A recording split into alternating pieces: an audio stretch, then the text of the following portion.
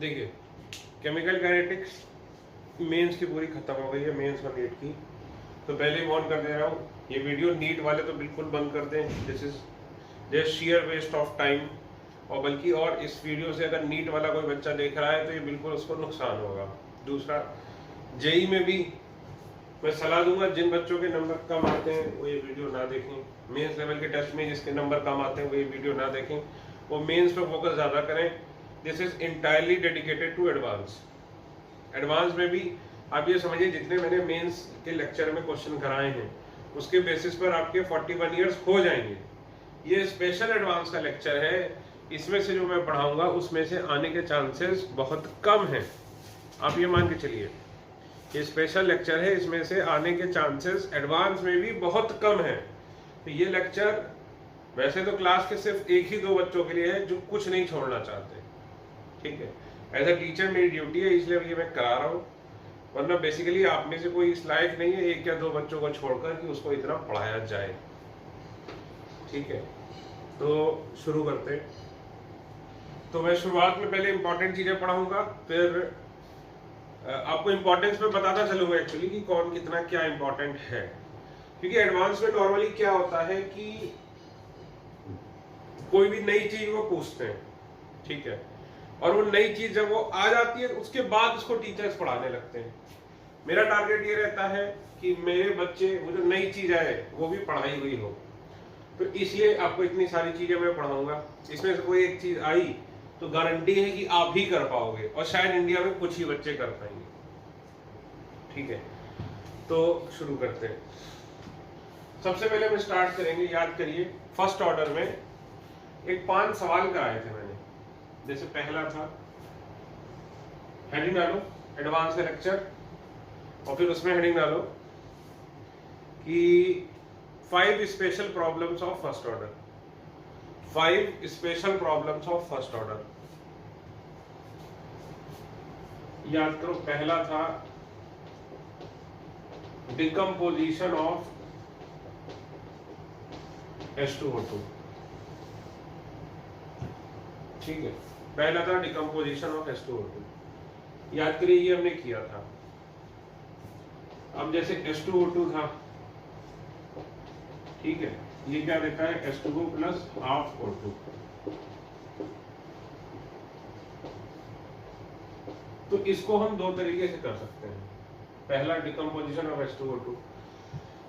अब हम suppose we titrate KMnO4 with H2O2। मतलब क्या हुआ भाई इसका कि देखो ये जैसे H2O2 का सॉल्यूशन है, इसमें हम ऊपर से क्या डाल रहे हैं, ड्रॉप ड्रॉप करके, यहाँ क्या भरा हुआ है KMnO4, ठीक। तो शुरू में खुद सोचो, शुरू में H2O2 क्या होगा भाई, ज्यादा होगा, ठीक है। इनिशियली H2O2 भाई, H2O2 और KMnO4 रिएक्ट करेंगे। KMnO4 क्या हाईएस्ट ऑक्सीडेशन स्टेट में है, तो KMnO4 खुद रिड्यूस हो सकता है। ये ऑक्सीडाइजिंग एजेंट, और ये किसकी तरह एक्ट करेगा, रिड्यूसिंग एजेंट की तरह, ठीक, ठीक है भाई। तो इसका एन फैक्टर तो एसिडिक मीडियम में 5 होता है, मान लो इसका एन फैक्टर है N1। एन फैक्टर से हमें मतलब ही नहीं, इसका एन फैक्टर N1 है, इसका एन फैक्टर N2 है। अब बताओ धीरे धीरे H2O2 का ये क्या था भाई, फ्रेश सॉल्यूशन, धीरे धीरे H2O2 की कंसंट्रेशन कम होती जाएगी। क्यों, एक तो पानी बढ़ता जाएगा, H2O2 कम होता जाएगा। तो कि with the passage of time, with the passage of time concentration of H2O2 क्या होगा, डिक्रीजेस। तो अगर हम टाइट्रेशन करें तो सपोज करिए time t is equal to 0 पर और suppose time is equal to t पर, ये क्या हमने लिया टाइम, और यहां पर हम क्या ले रहे हैं volume of K1O4 required for titration.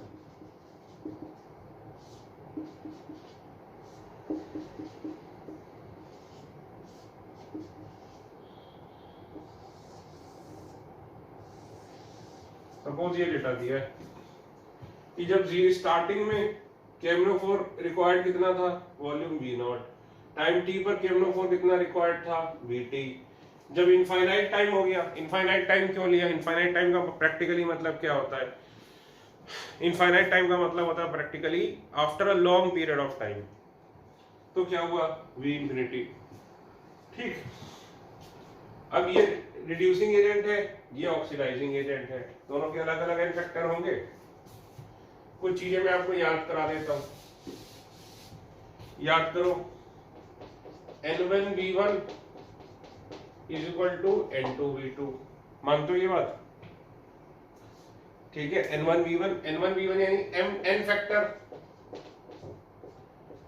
Into molarity into V1, इसको क्या लिख सकते हो n फैक्टर, मान लो ये K1O4 है और ये मान लो क्या है H2O2, n factor into molarity into volume 2, बोल सकते हैं। मोलैरिटी इंटू वॉल्यूम को क्या होता है, इसको तुम क्या लिख सकते हो मोल्स भी लिख सकते हो, याद है, बस वॉल्यूम क्या होना चाहिए था लीटर में। ठीक, अब देखो जैसे ये रिएक्शन थी,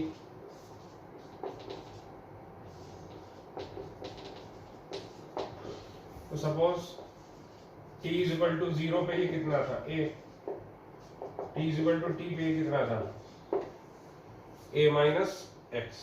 ठीक है, मान लो हम इसके मोल्स ही ले लेते हैं, t इज इक्वल टू 0 पर मोल्स कितने थे a, t is equal to t पर मोल्स कितने थे a माइनस x। ठीक है भाई, तो अब देखो दोनों की रिएक्शन होगी, तो पहले लगाओ, अगर t इज इक्वल टू 0 पर हम क्या करें N1V1 is equal to N2V2, इधर ले लो H2O2 या इधर ले लो K1O4 और इधर ले लो H2O2। ठीक है, तो N1V1 क्या लिखोगे t इज इक्वल टू 0 पर N1 और वॉल्यूम K1O4 का कितना चाहिए था V0 चाहिए था। N2V2 को क्या लिख सकते हो, इसका n फैक्टर H2O2 का इनटू मोलैरिटी इनटू वॉल्यूम। अब मोलैरिटी इनटू वॉल्यूम में लीटर क्या हो जाता है मोल्स हो जाता है, इसको क्या लिख सकते हैं मोल्स इज इक्वल टू हम क्या लिखेंगे n factor of H2O2, n factor of H2O2 into इसके मोल्स। इनिशियली मोल्स कितने थे a, बोलो भाई थे कि नहीं थे। ठीक, अब देखो t is equal to t time पर, फिर क्या बोलोगे नॉर्मलिटी तो वही रहेगी, वॉल्यूम इस बार t कितना हो जाएगा Vt, फिर से क्या लिखोगे n फैक्टर H2O2 का इनटू इस बार कंसंट्रेशन कितनी, इसके मोल्स कितने a माइनस x, बस डिवाइड 1/2।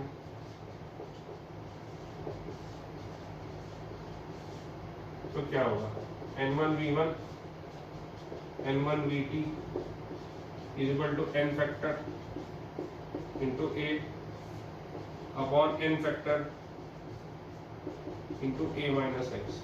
ये कट गया, ये कट गया, तो therefore this implies V0 upon Vt कितना आ गया a upon a minus x आ गया। देखो भाई V0 अपॉन Vt कितना आ गया a0 upon a minus x। ठीक, तो बस H2O2 के लिए लिखोगे क्या? अगर इसके लिए लिखते तो K क्या लिखते हैं? फर्स्ट ऑर्डर है 2.303 upon T log of A upon A minus x.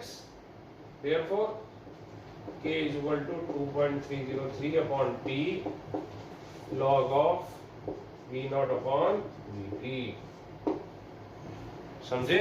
देखो फिर से देखो एक बार। T is equal to 0 पर इसके मोल्स कितने थे? A. T is equal to T पर इसके मोल्स कितने होंगे? A minus x. तो इसका जो वॉल्यूम है उसको हम टाइट्रेशन कर रहे हैं किसके खिलाफ? KMnO4 के खिलाफ। तो KMnO4 और H2O2 को हम आपस में रिएक्ट करा रहे हैं, तो N1V1 बराबर N2V2 लिखोगे। N2V2 को क्या लिख सकते हो H2O2 पे? इसका N फैक्टर इनटू इसकी मोलैरिटी इनटू इसका वॉल्यूम। तो N1 इनटू इसको क्या लिख दोगे? V नॉट, क्योंकि T इक्वल टू T पे ये क्या था? V naught equal to N factor H2O2 का इनटू A। तो अगर देखो तो मैं सीधे सीधे ये लिख सकता था, अगर तुम सोचो। देखो मैं ये लिख सकता था क्योंकि नॉर्मलिटी तो KMnO4 की क्या है? कांस्टेंट है, और N फैक्टर भी H2O2 का क्या होगा? कांस्टेंट होगा इस रिएक्शन में। इस रिएक्शन में H2O2 का N फैक्टर क्या होगा? कांस्टेंट। और इस रिएक्शन में इसकी नॉर्मलिटी भी क्या होगी? कांस्टेंट। तो मैं ये बोल सकता था कि T इज इक्वल टू 0 पर जितना वॉल्यूम लग रहा था KMnO4 का, वो H2O2 के मोल्स के डायरेक्टली प्रोपोर्शनल था। भाई ऑब्वियस सी बात है, अगर H2O2 के मोल्स ज्यादा होंगे तो KMnO4 का वॉल्यूम ज्यादा रिक्वायर्ड होगा। अगर H2O2 के मोल्स कम होंगे तो KMnO4 के मोल्स कम रिक्वायर्ड होंगे। इसी तरह यहां पर भी मैं बोल सकता था, ये देखो VT is proportional to A minus x।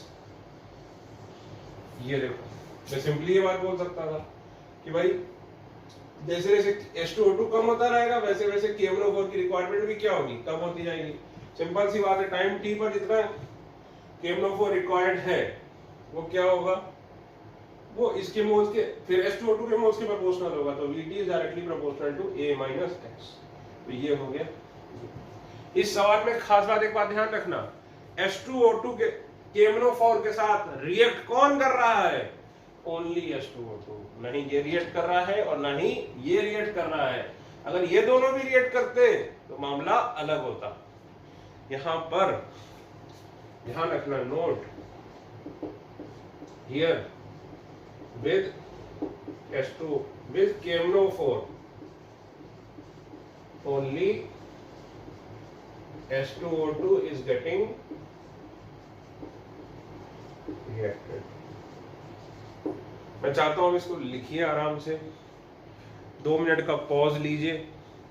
Pause मतलब वीडियो में पॉज नहीं, खुद के लिए पॉज लीजिए, इसको एक बार समझिए, इसको सोचिए, तभी हम आगे बढ़ सकते हैं। जो कठिन क्वेश्चन है, तो मैं आपको 2 मिनट का पूरे टाइम दे रहा हूँ, ठीक है? करिए, ठीक 2 मिनट बाद मैं चालू करूँगा, इसको समझो।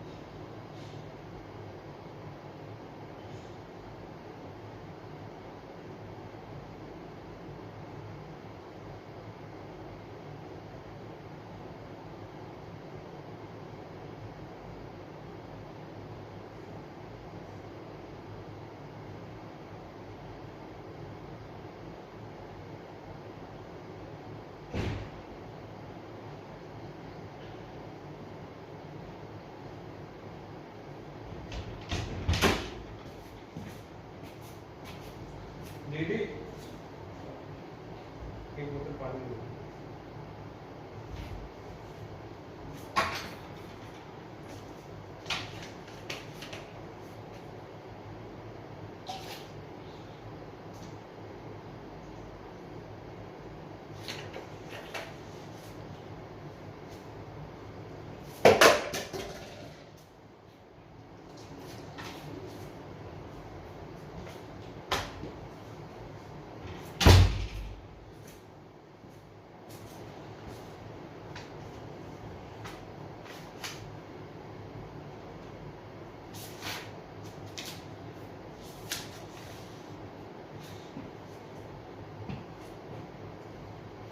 ठीक है।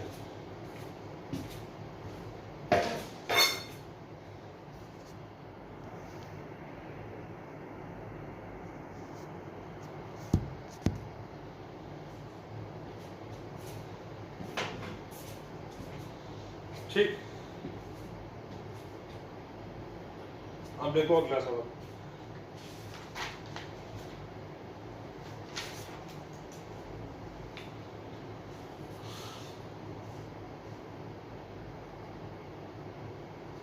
पहले हम इसी टाइप की करते हैं, फिर वॉल्यूम ऑफ गैस वाले करेंगे। 2 मिनट हो गया बेटा।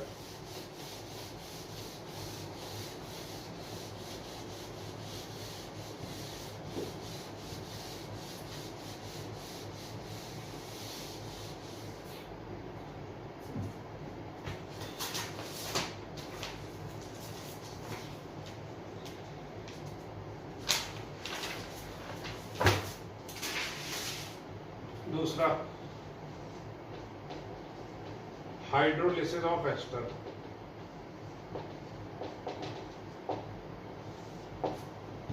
हाइड्रोलिसिस ऑफ एस्टर आपको बताया था एग्जाम्पल, जैसे ये क्या है, ethyl acetate plus water H+ catalyst. तो एस्टर के हाइड्रोलिसिस से क्या मिलता है, एसिड प्लस अल्कोहल। देखिए ये एग्जाम्पल था ऑटो कैटालिसिस का भी, लास्ट वीडियो में मैंने आपको बताया था। ये बन जाता है एसिड, यहाँ पे H+ किसकी तरह काम करता है, कैटालिस्ट की तरह, और जब ये बनता है तो ये किसकी तरह काम करता है, ऑटो कैटालिस्ट की तरह। याद है, एसिड और ये क्या है, अल्कोहल। अब देखो, ठीक, इनिशियल कंसंट्रेशन A थी, reacted X, final A - X। तो ये X रिएक्ट करेगा तो ये कितना बनेगा X, ये भी कितना बनेगा X। वाटर तो क्या है, सॉल्वेंट है, वाटर किस में रहता था, एक्सेस में। याद करो ये रिएक्शन सूडो यूनिमोलिकुलर का भी एग्जांपल था, याद है आपको, ठीक है। अब देखो इसमें सपोज, फिर वही लेते हैं, इस बार इसमें एसिड है, ठीक है, एसिड। तो इसका टाइट्रेशन किसके साथ कराएंगे, बेस के साथ, NaOH के साथ। तो suppose time 0, time t, time infinity, ठीक। और यहां पर हम क्या ले रहे हैं, वॉल्यूम ऑफ NaOH सॉल्यूशन, यहाँ सपोज V0, Vt और V इंफिनिटी। अब देखो लास्ट क्वेश्चन सबसे सिंपल था, उसमें हमें इसकी जरूरत ही नहीं पड़ी थी, ठीक है। लास्ट क्वेश्चन में हमें इसकी जरूरत ही नहीं पड़ी थी, ठीक। अभी मैं फाइनल नहीं लिखूंगा, रिएक्टेड इन टाइम t, तो आफ्टर टाइम t, अच्छा after long time, long time का मतलब क्या हुआ, इनफाइनाइट टाइम। ये कितना रिएक्ट कर जाएगा, पूरा पूरा, ये कितना रिएक्ट कर जाएगा आफ्टर लॉन्ग टाइम, A पूरा का पूरा। तो ये बचेगा कितना, 0, और ये कितना बनेगा A, ये भी कितना बनेगा A। आफ्टर इनफाइनाइट टाइम ये क्या होगा, A कितना रिएक्ट कर जाएगा, पूरा का पूरा 100%, तो बचेगा कितना, 0। तो A रिएक्ट किया तो ये A बना, और ये भी क्या बना, A। ये मैं आपको पहले ही बता चुका हूं, ठीक है। अब देखो इनिशियली t = 0 पर क्या था, H+ था, ये 0 था। तब एक बार बताओ, फिर से वही लगाएंगे, N1 V1, इधर क्या रख रहे हैं NaOH, और इधर क्या रख रहे हैं एसिड, ठीक। तो t = 0 पर NaOH का N1 V0। अब इसकी नॉर्मलिटी तो चेंज होनी नहीं है, ठीक है। अब एसिड था, केवल कौन सा एसिड था, ये वाला एसिड था, अब देखो इसका एन फैक्टर कितना है 1, एन फैक्टर 1 होगा ना भाई। H प्लस के लिए एन फैक्टर कितना होता है 1, क्योंकि किसी भी चार्ज के लिए क्या होता है एन फैक्टर क्या होता है उसका, उस पे जो चार्ज होता है। तो इसका क्या लिखोगे? अच्छा एक और बात, ये कैटलिस्ट है तो इसका कंसंट्रेशन क्या रहेगा? कांस्टेंट। इसका कंसंट्रेशन चेंज नहीं होगा। ये प्रोडक्ट है तो इसका concentration will go on increasing, लेकिन वो कैटलिस्ट है तो कैटलिस्ट का कंसंट्रेशन क्या होगा? उतना ही रहेगा। तो अब देखो इसमें खास बात क्या है कि इसका एन फैक्टर भी क्या है 1, और ये देखो CH3COOH ये कितने H प्लस दे सकता है 1, तो इसका एन फैक्टर भी कितना है समझिए 1। दोनों का एन फैक्टर कितना है 1, ठीक। और हम क्या मान के चल रहे हैं कि भाई वॉल्यूम चेंज नहीं होगा सॉल्यूशन का, volume of solution will not change. तो पहले मान लो इसका सॉल्यूशन कितना था एसिड का, एसिड वाले पोर्शन का वॉल्यूम कितना था मान लो V, ठीक, इनटू ये H प्लस की कंसंट्रेशन, ठीक है भाई। लिखते क्या हो इसकी नॉर्मलिटी इनटू इसका वॉल्यूम। नॉर्मलिटी क्या लिखोगे? इसका एन फैक्टर इनटू इसकी मोलरिटी इनटू इसका वॉल्यूम, यही तो लिखोगे। तो मोलरिटी इनटू वॉल्यूम को हम क्या लिख लेंगे? मोल्स। सपोज H प्लस के मोल्स शुरू में कितने थे? इतने, ठीक। N factor into moles of H plus, ठीक है। After T is equal to T, T is equal to T पे क्या लिखोगे? इसकी नॉर्मलिटी इनटू इसका NaOH का वॉल्यूम कितना यूज हो रहा है T। अब बताओ एसिड, ये भी एसिड है और ये भी एसिड है, तो NaOH इसके साथ भी रिएक्ट करेगा और NaOH इसके साथ भी रिएक्ट करेगा। और एन फैक्टर कितना है देखो, मैं इसको मैंने क्या लिखा था एन फैक्टर किसका H प्लस का into moles of H plus. तो एन फैक्टर H प्लस का कितना था 1। अब देखो normality into volume is equal to क्या बोलोगे? फिर से वही बात भाई, ये आपको बता चुका हूं। नॉर्मलिटी इनटू वॉल्यूम को क्या लिख सकते हो? Molarity into volume into N factor. और मोलरिटी इनटू वॉल्यूम क्या होते हैं? मोल्स।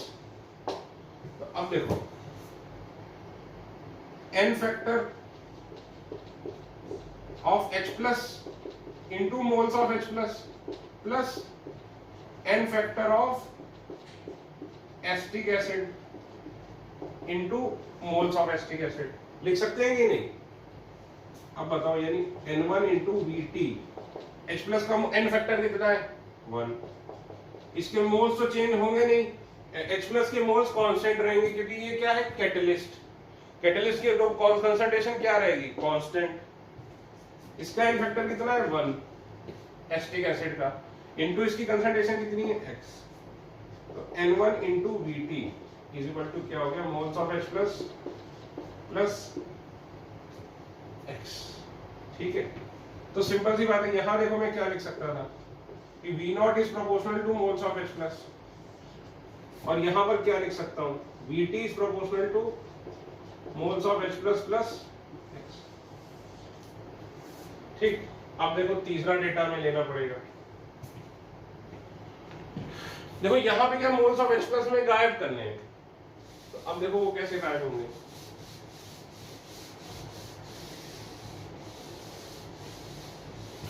देखो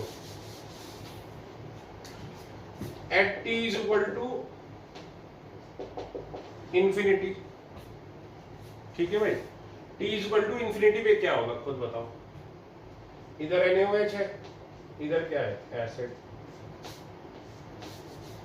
NaOH के लिए normality into volume at infinity, जितना वो यूज हो रहा है, इज इक्वल टू भाई N1V1 of H plus catalyst plus N1V1 of acetic acid. N1V1 क्या हो जाएगा? इसका एन फैक्टर इनटू इसकी molarity into V1 of H plus plus इसका एन फैक्टर इनटू इसकी molarity into V1 of acetic acid. तो इसका एन फैक्टर कितना है 1। मोलरिटी इनटू ये क्या हो गया? मोल्स प्लस इसका इन्वेक्टिविटी कितना है 1, मोलरिटी इनटू ये कितने हो गए मोल्स। तो बताओ हम क्या लिखेंगे, N1 V infinity is equal to this, यानी V infinity is proportional to moles of H plus plus A। ठीक है, तो देखो 3 इक्वेशन बनी, equation number 1, equation number 2, equation number 3। हमें लाना किस फॉर्म में है, A/A-x। क्यों सर, अरे बात तो इसकी चल रही थी ना, ये बताओ इसकी शुरू में A थी, टाइम t के बाद A-x, तो किस फॉर्म में लाओगे A/A-x। तो देखो, तो अब खुद बताओ Vt माइनस V0, अब देखो V infinity minus V0, V infinity minus V0 कितना हो जाएगा, देखो यहां से रखो भाई, 3 माइनस 1 करो तो तुम्हारा आ जाएगा moles of H plus plus A minus moles of H plus, ये कट गया इज इक्वल टू A आ गया। अब 2 माइनस 1 करो तो आ जाएगा normal T, Vt minus V0 is equal two moles of H plus plus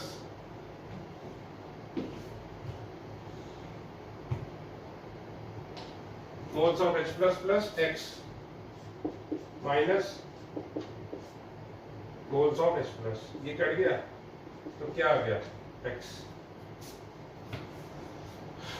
ठीक है, अब हमें चाहिए क्या A माइनस x, तो सपोज करो ये इक्वेशन हुई 4, ये इक्वेशन हुई 5।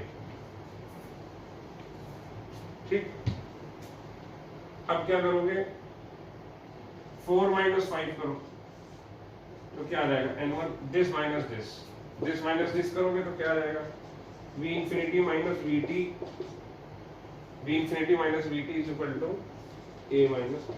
ये क्वेश्चन 6 आ गया।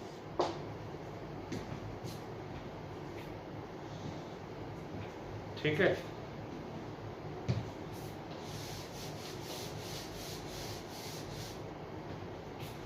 ठीक, अब डिवाइड कर दो, डिवाइड 4/6, तो देखो N1 V infinity minus V0 upon N1 V infinity minus Vt is equal to A upon A minus x। ये कट गया तो बस हमारा क्या आ गया, A upon A minus x is equal to V infinity minus V0 upon V infinity minus Vt। यही लाना था। आपको शायद फील भी आ रही हो कि अब हम एडवांस कर रहे हैं। अब बताओ K क्या था, 2.303 upon T log of A upon A minus x। इसको क्या लिख दोगे, 2.303 upon T log of V infinity minus V0 और V इंफिनिटी माइनस,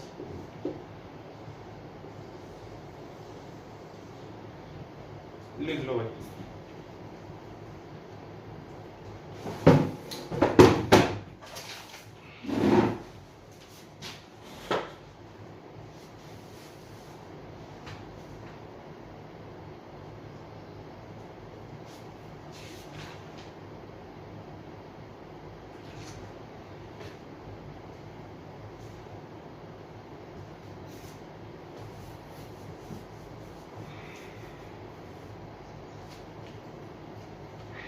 देखिए इस क्वेश्चन को एब्जॉर्ब करिए।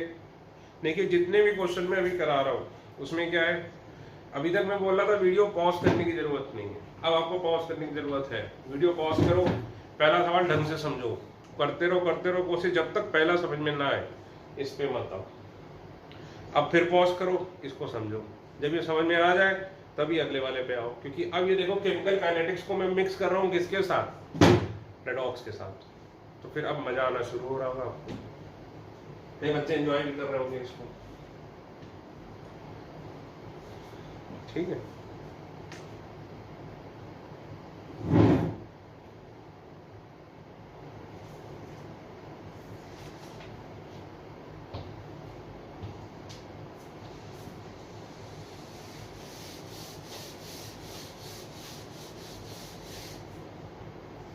क्वेश्चन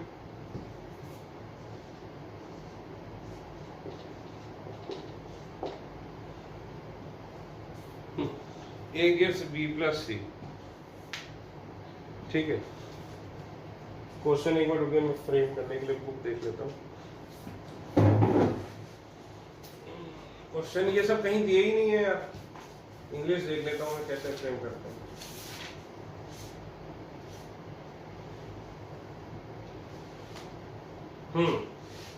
लिखो, reaction progress is measured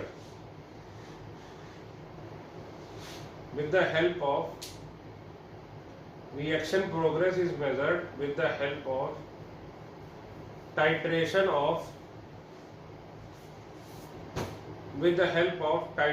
of a reagent X, titration of a reagent X if all A, B and C, इस बार देखो क्या खेल हो गया, A, B और C तीनों रिएक्ट कर रहे हैं। If all A, B, C reacts with reagent and have same N factor,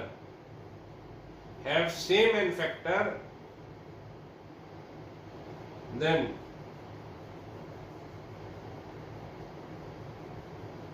find out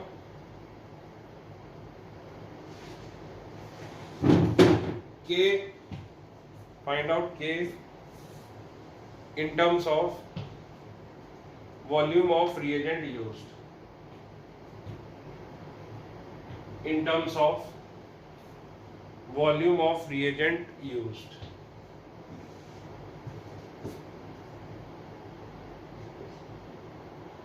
वही, अरे क्या जो भी रिएजेंट लिया, time, volume of reagent used, 0 पे क्या V नॉट, T पर क्या Vp, इनफाइनाइट टाइम पे क्या V। खेलो इसके साथ।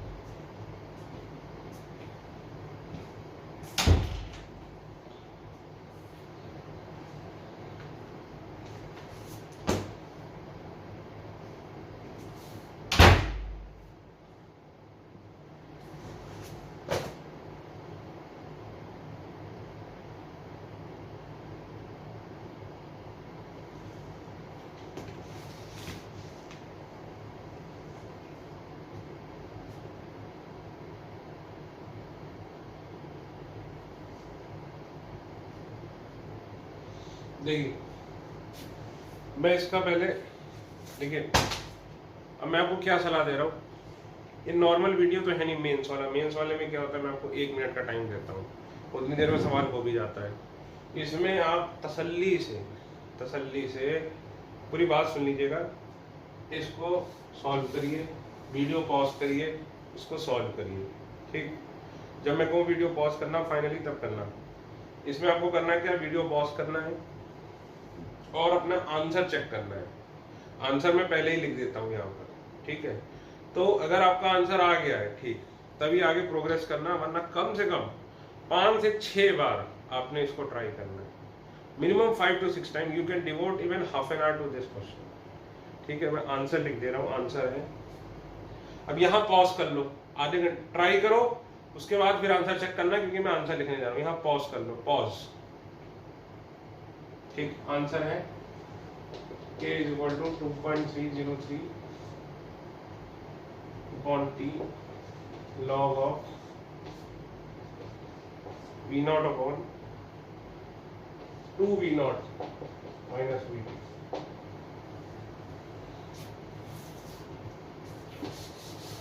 जो लोग अब अनपॉज करके आंसर देख रहे हैं उनको मैं यही सलाह दूंगा कि क्या बोलते हैं, अगर ये आपका आंसर आ गया तो चेक करो सही किया कि गलत, अगर आंसर नहीं आया फिर से पॉज करो और करी जाओ जब तक ये आंसर ना आए, ठीक है। अब देखिए मैं कराता हूँ सॉल्यूशन। इस बार खास बात क्या है सवाल में देखना, दो पिछले सवाल इस सवाल में फर्क क्या था। पिछले सवाल में दो चीजों के साथ रिएक्ट कर रहा था रिएजेंट, एक H+ जो कि क्या था कैटलिस्ट, और एक जो था वो क्या था रिएक्टेंट। इसकी कंसंट्रेशन कांस्टेंट थी लेकिन इसकी कंसंट्रेशन कांस्टेंट नहीं थी।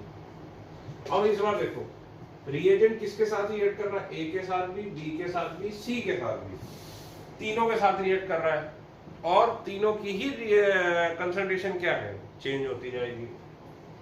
तो देखो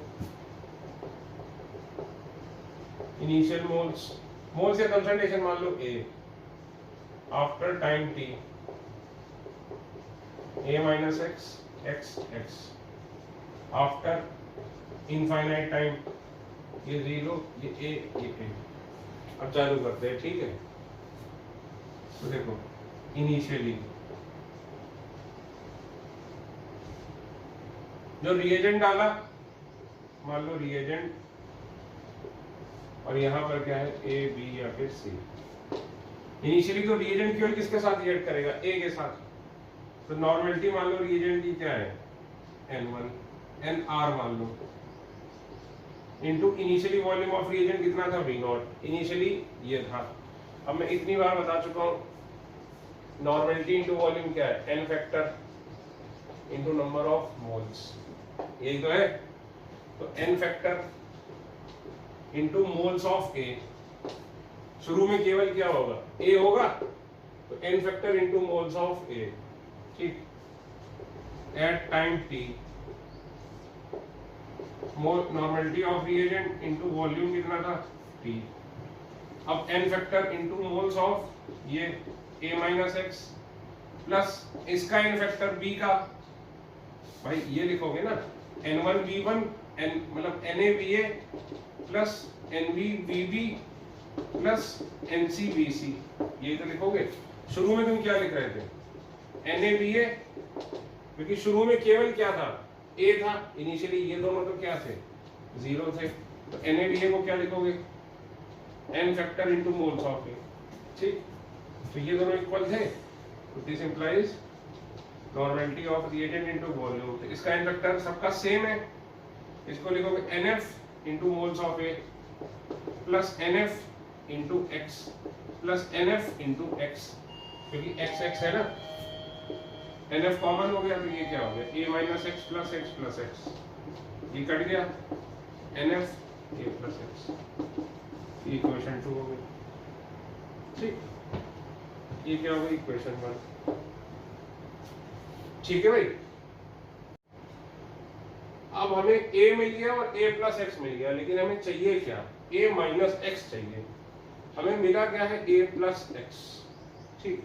तो क्या करो, क्योंकि हमारा देखो फॉर्मेट हमें किस फॉर्मेट में लाना है, हमें ये चाहिए log of A upon A minus x। तो देखो A मिल गया और ये, ठीक। तो अब देखो 1 और 2, तो क्या करो पहले तो डिवाइड कर दो, डिवाइड 1/2, तो V नॉट अपॉन VT, ये NR कट जाएगा, is equal to A upon A plus x। ये आ गया, देखो क्या आ गया V not upon VT is equal to A upon A plus x। हमें चाहिए क्या A upon A minus x, तो इसको क्या करो मल्टीप्लाई बाई 2, तो 2v0 upon VT 2a upon a plus x, इसमें डिविडेंड लगा दो, वो क्या बोलते थे जब इससे इसको सब्ट्रैक्ट कर दो, कंपोनेंडो या डिविडेंडो में कुछ बोलते थे, नहीं के सर से श्योर कर लेना।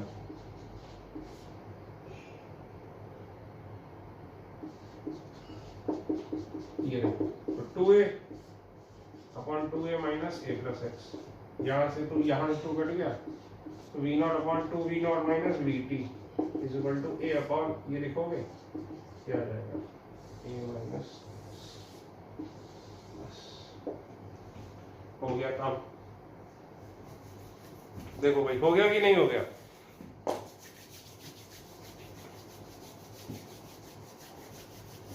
बताओ।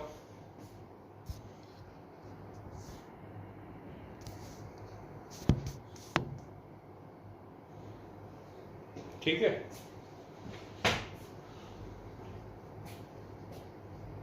एक मिनट के मैं चेक कर लूं प्रॉपरली आ रहा है कि नहीं।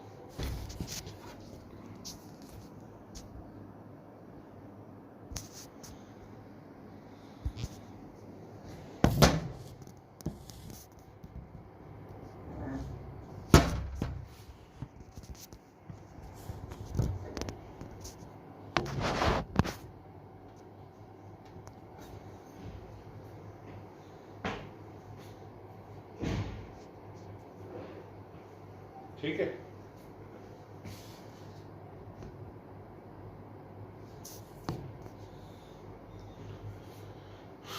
ठीक है भाई, हो गया ये। अब सेम क्वेश्चन, क्वेश्चन बिल्कुल सेम है, अब ये लिखो, बाकी पूरा क्वेश्चन सेम लिखो।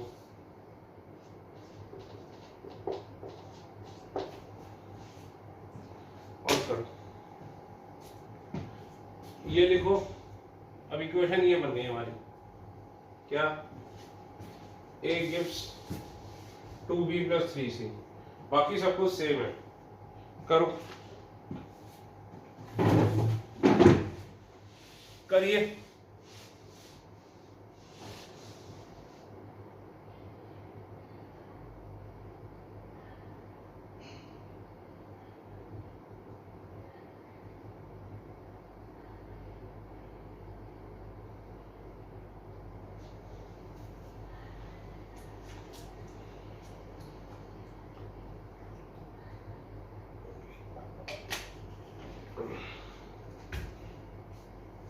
अब फिर वही बात है, पॉज करो, मैं आंसर लिखने जा रहा हूं, पहले पॉज करना, खुद ट्राई करना, उसके बाद अनपॉज करके आंसर देखना। इसका आंसर है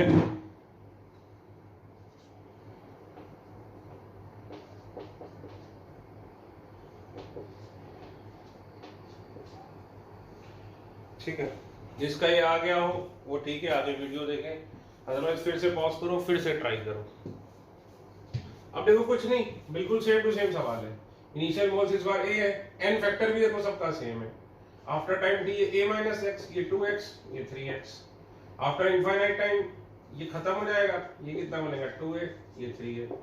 तो इनिशियली क्या होगा, a के साथ रिएक्ट करेगा, फिर आफ्टर टाइम t ये होगा, तो a माइनस एक्स, बस इस बार n फैक्टर सबका सेम है, फिर x नहीं, ये कितना हो जाएगा 2x, और ये कितना हो जाएगा 3x, तो ये कितना हो जाएगा प्लस 5x, तो ये हो जाएगा आपका n factor into a plus 4x। बस अब इस बार क्या आ जाएगा, देखो इस बार इसको डिवाइड करोगे तो ये आ जाएगा,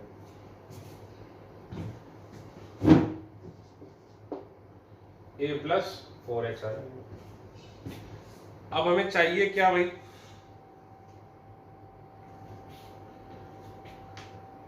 हमें चाहिए a upon a minus x, है कि नहीं, a upon a minus x चाहिए, तो इस बार क्या करो 5 से मल्टीप्लाई कर दो, क्यों, अभी देखो फिर यही काम करो, नीचे सबट्रैक्ट कर दो,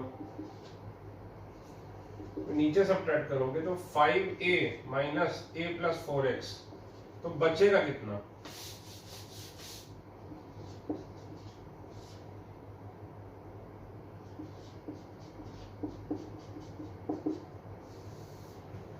कुछ गड़बड़ तो नहीं कर रहा हूँ?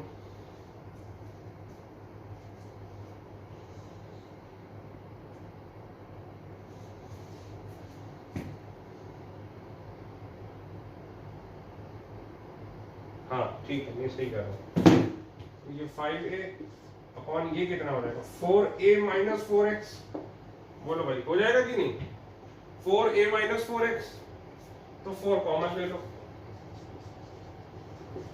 ये कट गया, ये 4 इधर ले रहा हूँ, तो 4v not upon 5v not minus vt is equal to a upon a minus x। Sir ये आपने 5 से मल्टीप्लाई करके इसको ऐसे सॉल्व कर, बेटा मैंने ट्रिक से किया है सॉल्व, ठीक है।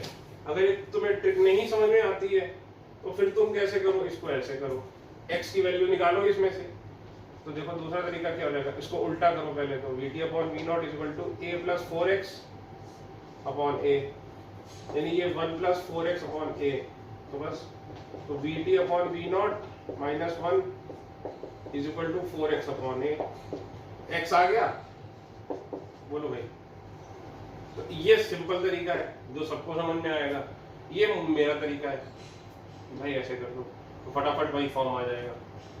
आपको जो ठीक लगे आप वो कर लीजिए। अगर आपको लगता है कि आपको ये नहीं समझ में आता है, मुझे कंपोनेंट नो डिवाइड इनटू अच्छा लगता है तो मैं उसको बार बार यूज करता हूँ। अगर आपका दिमाग इसमें नहीं चलता है तो आप इसको ऐसे निकाल लो, एग्जाम के लिए वैसे ये मेथड ज्यादा अच्छा है। x आ गया, a माइनस एक्स निकाल लो।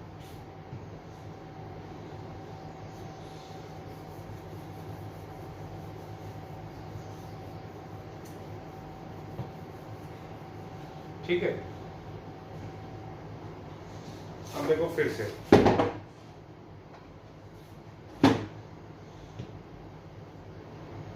अब क्वेश्चन क्या है, लिखो फिर से वही क्वेश्चन, क्या a gives 2b plus c, ये मान लो एक्वस है, a gives 2b plus c is a first order reaction,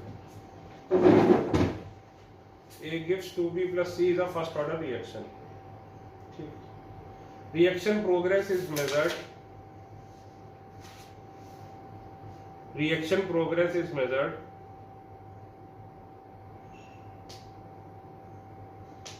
with the help of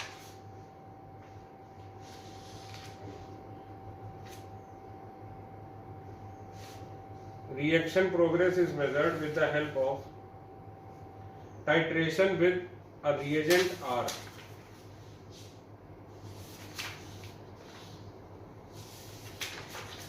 titration with a reagent R. If all A, B, C react with reagent, if all A, B, C react with reagent and have n factor in the ratio 1:2:3, फिर से बोल दे रहा हूं कि if all ABC react with reagent and have n factor in the ratio of 1:2:3, यानी इसका n factor is to इसका n factor is to इसका n factor क्या है 1:2:3, then find out rate constant of reaction in terms of volume of reagent used। Volume आपको पता ही है रिएजेंट का, by time volume of R, t is equal to 0 पर v not, t is equal to t पर vt,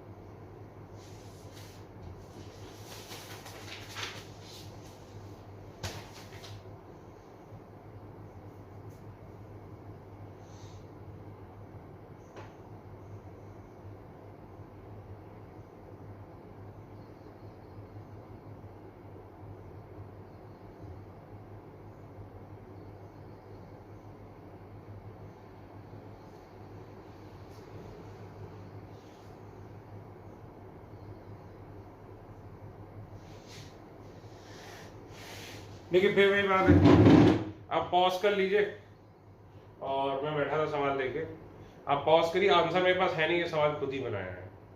तो पिछले सवाल भी खुद बनाए थे, लेकिन पिछले साल कराए थे तो वो बच्चे ने नोट्स भेज दिए थे, ये सवाल इसी साल बनाया है। तो चलिए अब करते हैं, ठीक है। अब पॉज कर लो, इस पर टाइम दो 10 मिनट, होता है तो ठीक है, नहीं होता तो फिर सॉल्यूशन दें, ठीक है। देखो यही होगा, इनिशियली यही होगा, क्योंकि इनिशियली तो ये सब कुछ थे ही नहीं। अब आफ्टर टाइम टी, ये देखो इसका n फैक्टर, इसका n फैक्टर, इसका n फैक्टर, तो होगा क्या इस बार, इसका n फैक्टर तो मान लो 1 to 3 के रेशियो में दिया है, तो इसका n फैक्टर अगर मान लो nf है, इसका n फैक्टर 2nf हो जाएगा, 2 टाइम्स है भाई, n फैक्टर का रेशियो 1:2:3 है, और इसका n फैक्टर क्या हो जाएगा 3 टाइम्स nf, तो बस nf कॉमन ले लो, तो कितना हो गया a minus x plus 4x plus 9x, तो nf a प्लस ये कितना हुआ 13 12x, तो बस इस बार क्या हुआ a प्लस, यहाँ क्या है डिवाइड कर दो,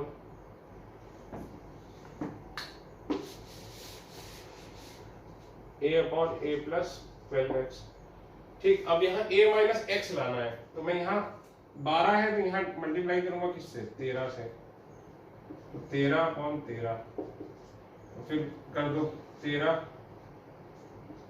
13 13 13 13 सुरूर, ठीक है।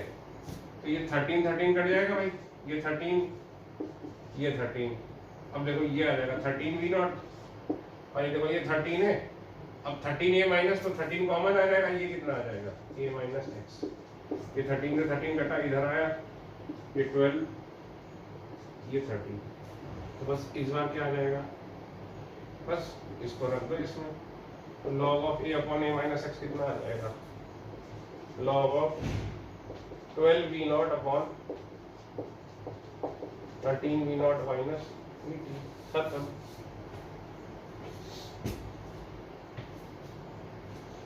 है कि नहीं भाई,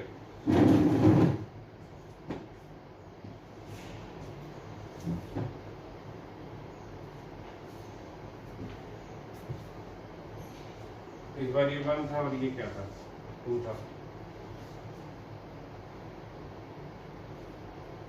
अब ये मुझे श्योर नहीं कि कंपोनेंट हो ये डिविडेंड हो, आपको लग रहा होगा कि अरे सर तो IITian है, सर को ये नहीं याद है, बेटा वक्त के साथ छोटी छोटी क्लास की चीजें आदमी भूलता रहता है। अब तुम ही से पूछा जाए क्लास पे तो बताओ इंग्लिश की कौन सी पोएम पढ़ी थी, तो याद नहीं होगा आपको। इंजीनियरिंग में क्या होता है, तुम हमेशा ही साइंटिफिक कैलकुलेटर यूज करते हो, कैलकुलेटर की भी जरूरत नहीं पड़ती, और मतलब मेन एक्सेल पे और कंप्यूटर पे ही काम होता है, ठीक है। हटा देता हूँ,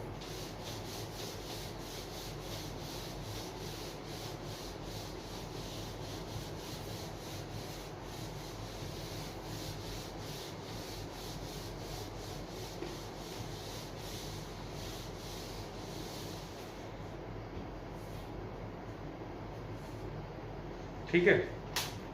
अब देखो अगली हेडिंग, अभी तक ने हेडिंग तो 2 ही पढ़ी, पहला डिकम्पोजिशन ऑफ H2O2 वाला जो था उसका वॉल्यूम के टर्म्स में किया, फिर हमने क्या किया, क्या बोलते हैं हाइड्रोलिसिस ऑफ एस्टर किया, फिर उस पे भी सवाल किए। अब हम कर रहे हैं, ये देखो ये भी हम कर चुके हैं,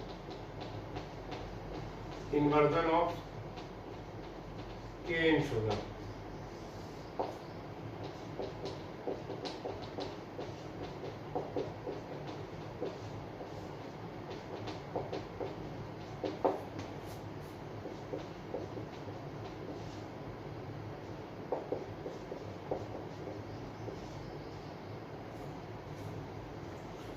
ठीक है।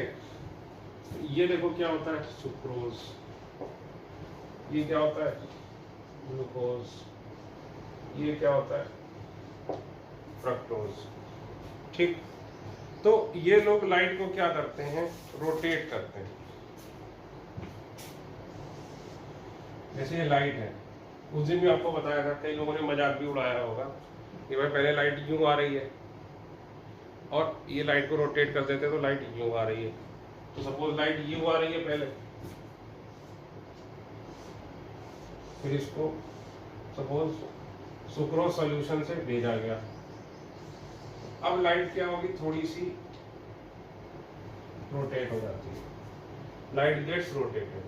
अब लाइट क्या होगी, थोड़ी सी रोटेट हो जाएगी। तो इसी को क्या बोलते हैं, रोटेशन। अगर ये क्लॉकवाइज होता है तो पॉजिटिव, एंटी क्लॉकवाइज होता है तो नेगेटिव। अब सबका देखो रोटेशन का तरीका अलग अलग होता है, ठीक है। सुक्रोज की नॉर्मली होती है +85 डिग्री, इसका एक मोल 80, ये याद करने की जरूरत नहीं, मुझे खुद को याद नहीं है। फ्रक्टोज की है -86.04 डिग्री, समझिए बात। और ग्लूकोज की है +85,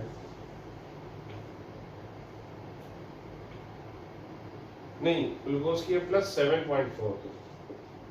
तो खुद सोचो, जैसे जैसे भाई शुरू में मान लो हम टेक्निकली क्या मान लेंगे, इसकी रोटेशन R1 है, इसकी रोटेशन R2 है, इसकी रोटेशन R3 है। इन वैल्यूज से मैं मतलब नहीं है, अभी कुछ लिखना भी नहीं, वैल्यूज केवल आपको समझाने के लिए दे रहा हूँ। तो पहले जितनी, केवल जब अकेले सुक्रोज था तो लाइट कितना घूम जाती थी भाई, 85 डिग्री। लेकिन वक्त के साथ क्या होगा, इसका डिकम्पोजिशन होगा, ये कम होगा, ये बढ़ता जाएगा।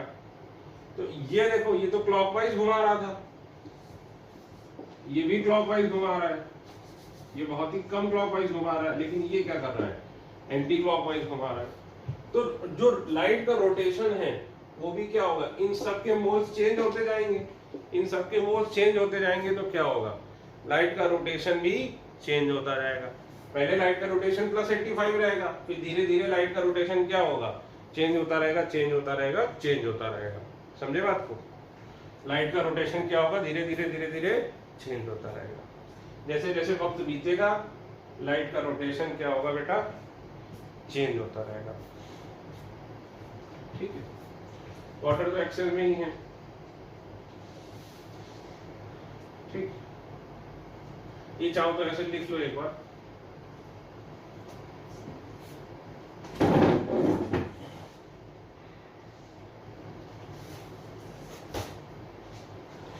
जो क्लॉकवाइज होता है इसको प्लस देखते हैं, इसको बोलते हैं डेक्स्ट्रो रोटेटरी। जो एंटी क्लॉकवाइज होता है उसको बोलते हैं लीवो रोटेटरी।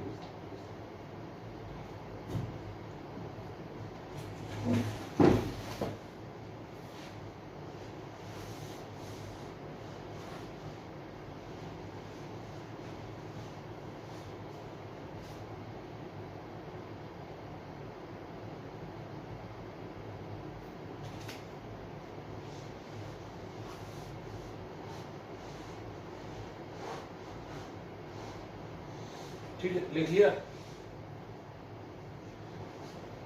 अब देखो क्वेश्चन, क्वेश्चन के फॉर्म में आपको फ्रेम करके दे रहा हूं, ठीक है। कि फिर से लिखो,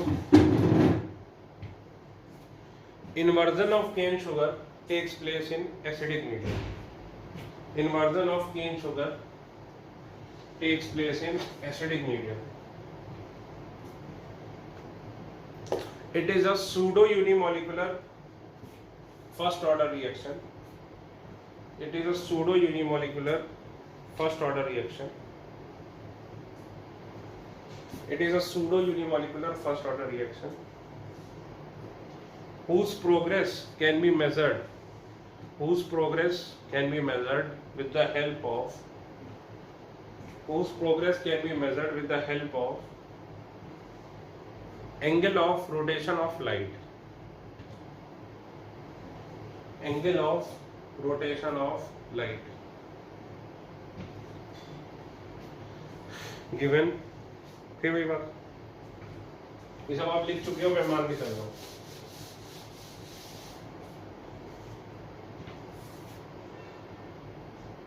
टाइम,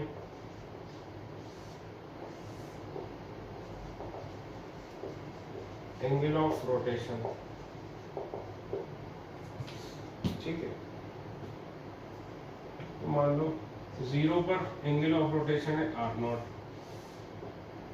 टाइम t पर एंगल ऑफ रोटेशन है rt, इनफाइनाइट टाइम पर एंगल ऑफ रोटेशन है r इंफिनिटी।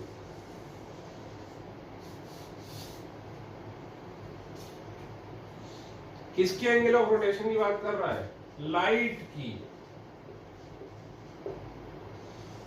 जो कि इस सॉल्यूशन से पास हो रही है, ठीक।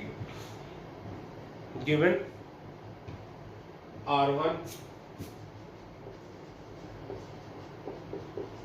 is specific angle of rotation। Sir specific angle of rotation क्या होता है? ये ऑर्गेनिक में पढ़ेंगे जब ऑप्टिकल पढ़ेंगे, ठीक। Of sucrose, R2 specific angle of rotation of D glucose. ये जो बनता है ये डी ग्लूकोज बनता है एक्चुअली, और डी फ्रक्टोज बनता है। और R3, अब सर ये डी कैपिटल डी ग्लूकोज और ये कैपिटल डी फ्रक्टोज क्या है सर? तो ये भी हम पढ़ेंगे भाई किस में? ऑर्गेनिक में। ऑर्गेनिक का बिल्कुल लास्ट चैप्टर, जो तुम्हें पढ़ने का मन नहीं करेगा, मेरा पढ़ाने का भी मन नहीं करेगा। Specific angle of rotation of D fructose,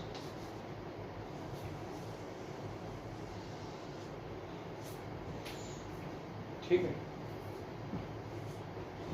अब चाहिए तो इसको ट्राई करिए, मैं आंसर लिख देता हूं, ठीक है। फिर एक बार पहले पॉज करना, अपने मन से निकालना। देखो हिंट देता हूं, निकालना क्या है। शुरू में मान लो इसकी ये तो लिख ही दिया होगा,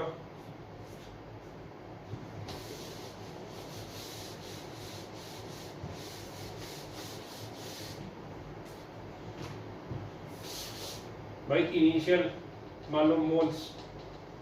जब भी ये वाला सवाल दिया हो ना जिसमें आपको ये सब गड़बड़ झाला हो, तो मोल्स में लो। ये मान लो A after time t,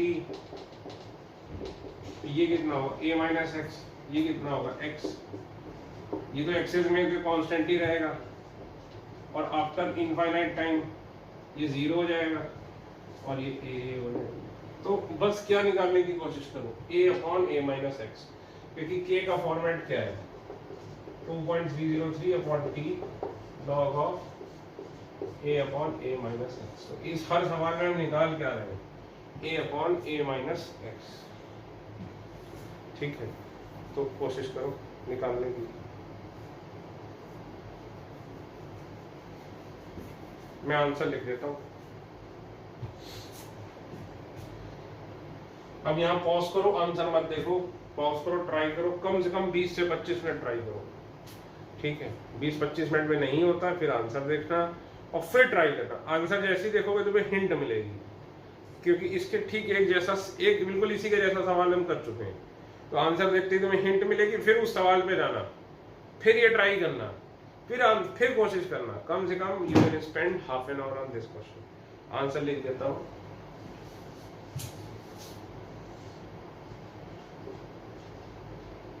R0 minus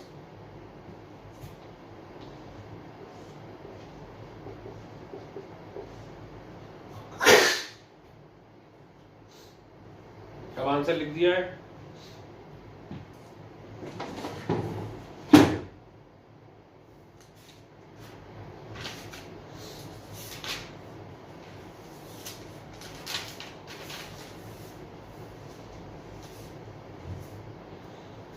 देखो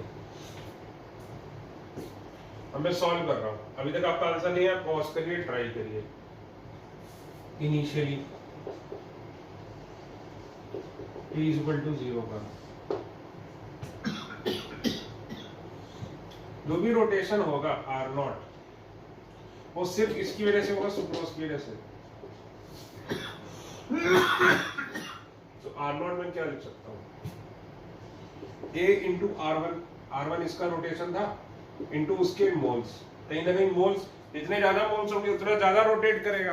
तो मैं लिख सकता हूं कि R0 कहीं ना कहीं क्या होगा, A इंटू R1 के इक्वल होगा। At time t equal to t, RT क्या होगा? a minus x into R1 plus ये दोनों भी रोटेट करेंगे x into R2 plus x into R3 at t is equal to infinite क्या होगा r infinity is equal to ये पूरा खत्म हो जाएगा a into R2 plus a into R3 बस ये पहली इक्वेशन ये दूसरी ये तीसरी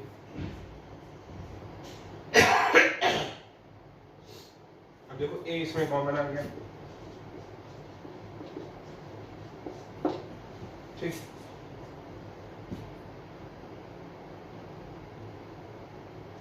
अब हमें किस फॉर्म में लाना है a upon a minus x के फॉर्म में लाना है तो सपोज 1 माइनस 3 किया तो R not minus R infinity क्या हुआ ए R1 माइनस ए R2 plus R3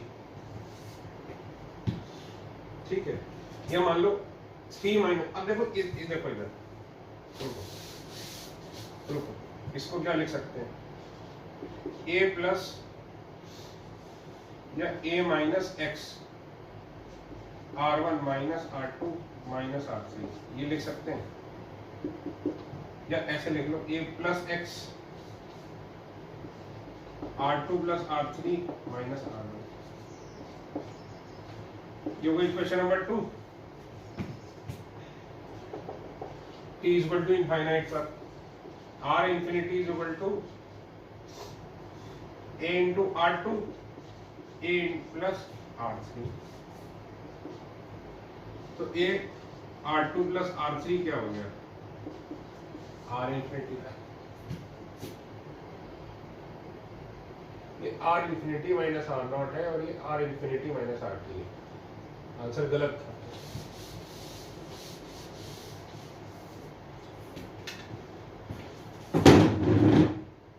three minus one करो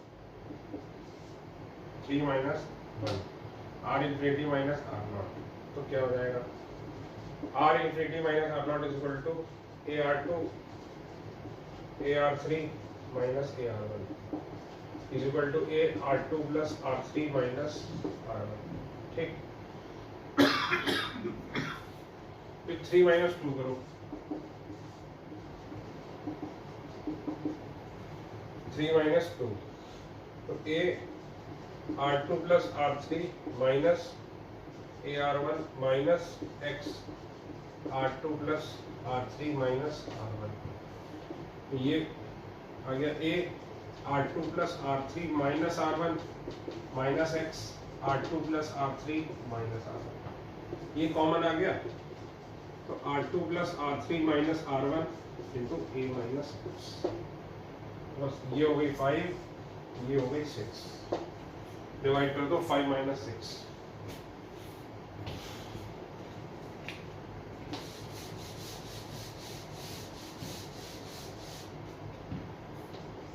divide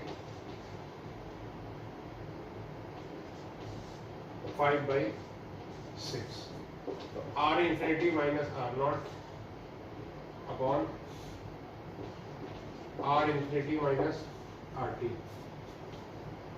ठीक है तो ये क्या हो जाएगा A upon R2 plus R3 minus R1 upon A minus X into R2 plus R3 minus R1 ये कट गया बस आ गया हमारा ये है कि नहीं therefore k is equal to 2.303 upon t log of a upon a minus x is equal to 2.303 upon t log of R infinity of minus R naught upon R infinity minus RT हो गया proof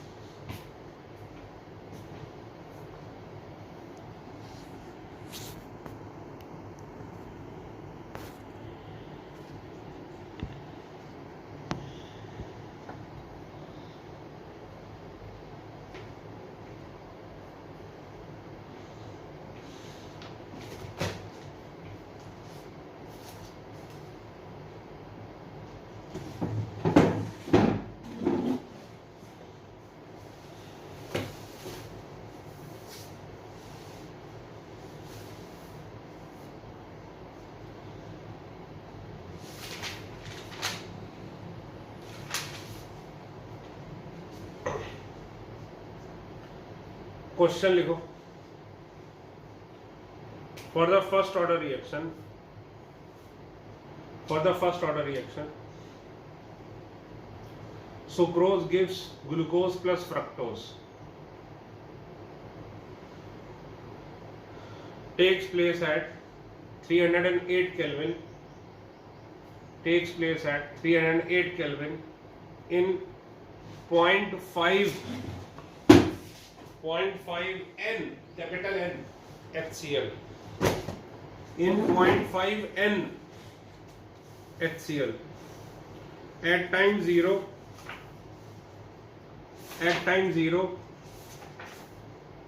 the initial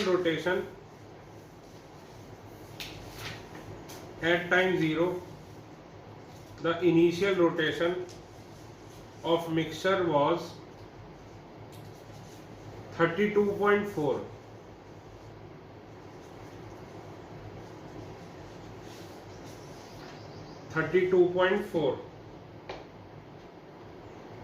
After 10 minutes,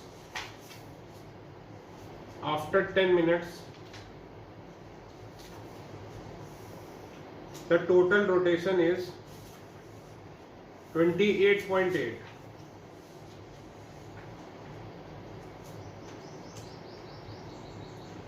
If the rotation of sucrose per mole is 85,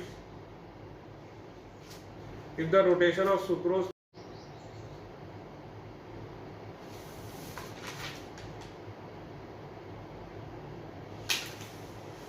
that of glucose is 7.4 degree and fructose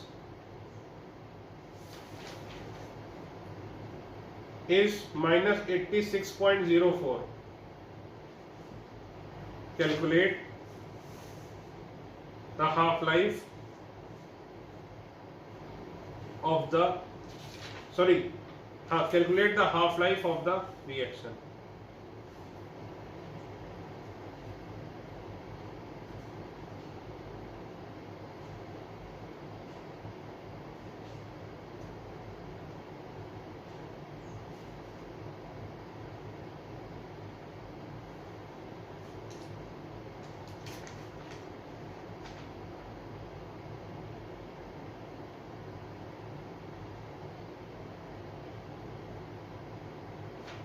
देखिए इस सवाल और पिछले सवाल में फर्क क्या है,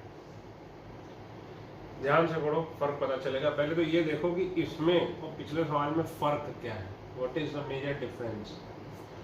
और सर ये जो अभी आपने फॉर्मूला बताया था, क्या ये फॉर्मूला इसमें खटाक से लग जाएगा? खटाक से लगा के देखो, लग रहा है कि नहीं, ट्राई करो।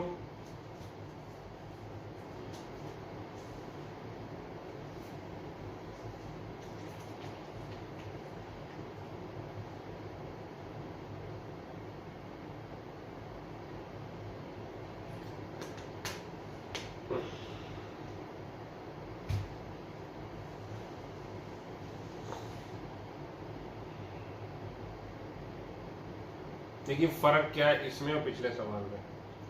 पिछले सवाल में आर इंफिनिटी दिया हुआ था, इस सवाल में आर इंफिनिटी नहीं दिया है।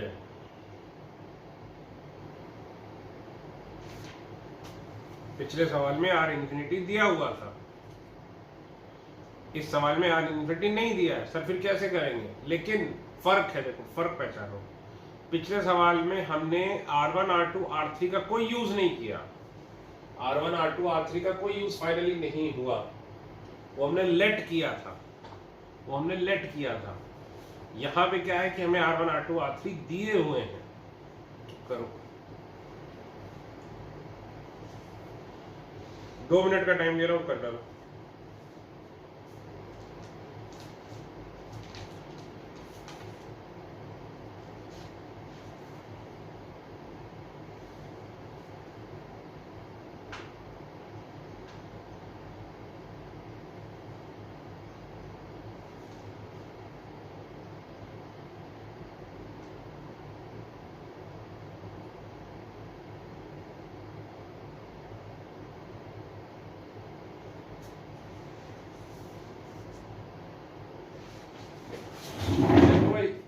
फॉर्मूला लगाने के लिए हमें क्या करना पड़ेगा? ये फॉर्मूला लगाने के लिए हमें ये चाहिए आर इन्फिनिटी, जो कि हमारे पास है ही नहीं। फिर अब क्या करोगे? देखो, बगैर इसके काम करेंगे। कैसे करोगे सर? देखो, आर नॉट कितना होगा? केवल सुक्रोज के करस्पॉन्डिंग होगा, ए इंटू आर वन। अब इस बार वैल्यूज दी है ना, ये देखो, ए इंटू आर वन,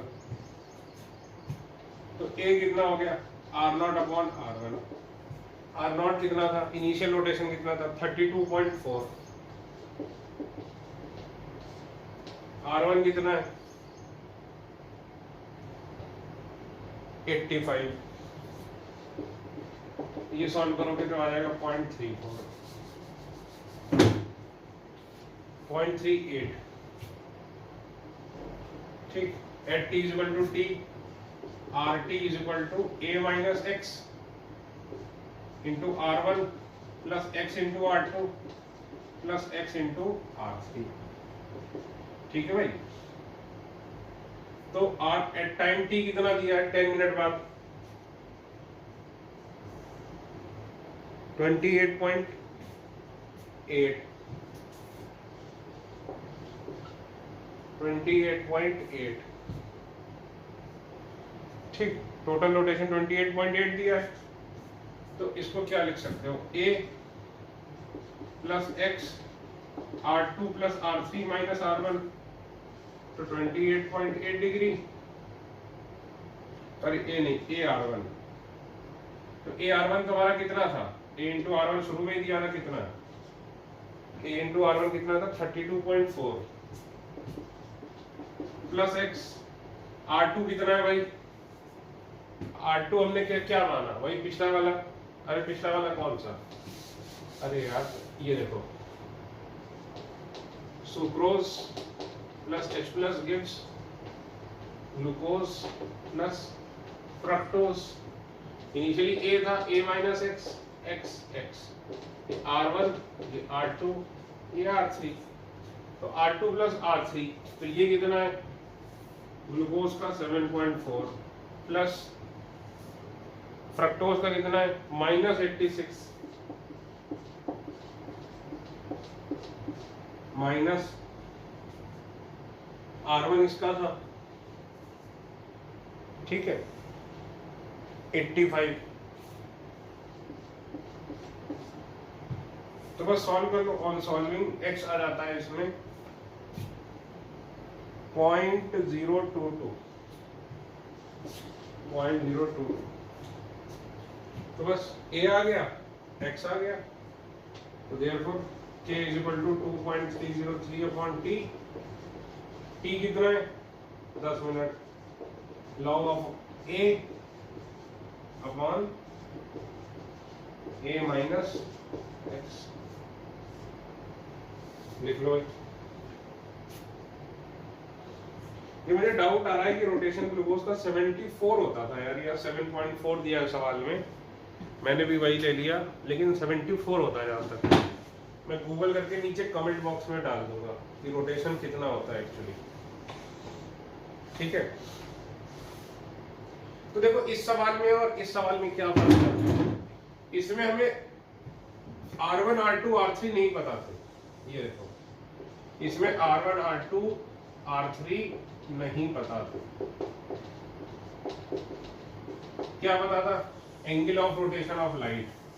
इनफाइनाइट पर भी पता था। तो अगर ये वैल्यू दी होती इसमें तो हम खटाक से ये लगाते, लेकिन इस सवाल में क्या ये वैल्यू नहीं दी थी इनफाइनाइट वाली, तो हम सवाल इस तरीके से करेंगे। अगर इनफाइनाइट वैल्यू भी दी होती तो हम ये लगा देते सीधे बगैर सोचे, लेकिन इनफाइनाइट नहीं दी थी इसलिए हम इसको इस तरह से करेंगे। लिख लीजिए। फील आ रही होगी आपको कि एडवांस का चल रहा है।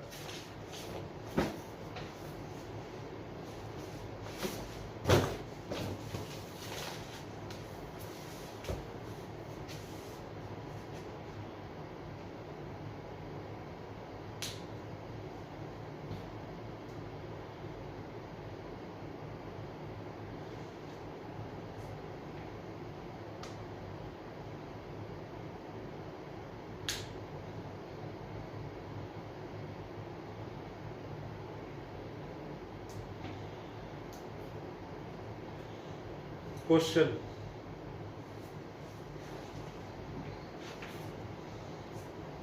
ये समझ गए ना फर्क क्या, नहीं तो बच्चों को ये नहीं समझ आया था फर्क क्या है दोनों सवालों में।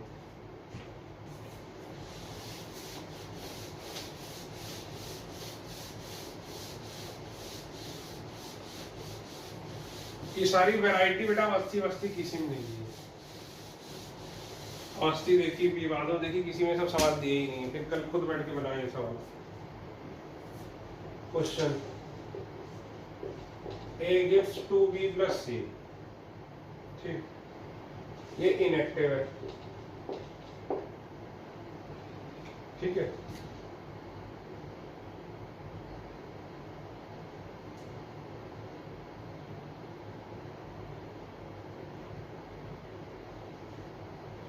इसका रोटेशन पॉजिटिव है, इसका रोटेशन निगेटिव है, ठीक है। तो जितना ये पॉजिटिव है उतना ही ये निगेटिव है। अब टाइम दिया, देखो time rotation of light,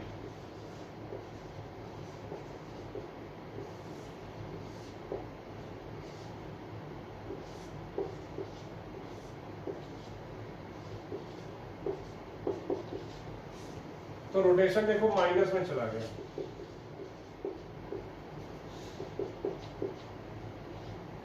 minus में इधर प्लस घुमा रहा है, ये माइनस वाला तो माइनस में चला गया, मतलब नेट में ये ज्यादा हो गया होगा कभी ना कभी। तो क्वेश्चन लिखो, फाइंड के, फाइंड के और B, time at which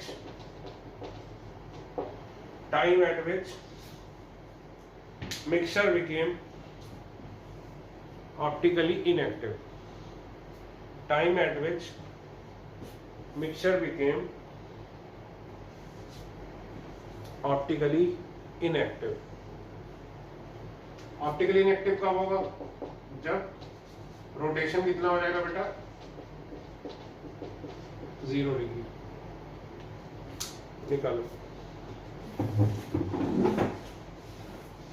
5 minute दे रहा हूं, कर डालो।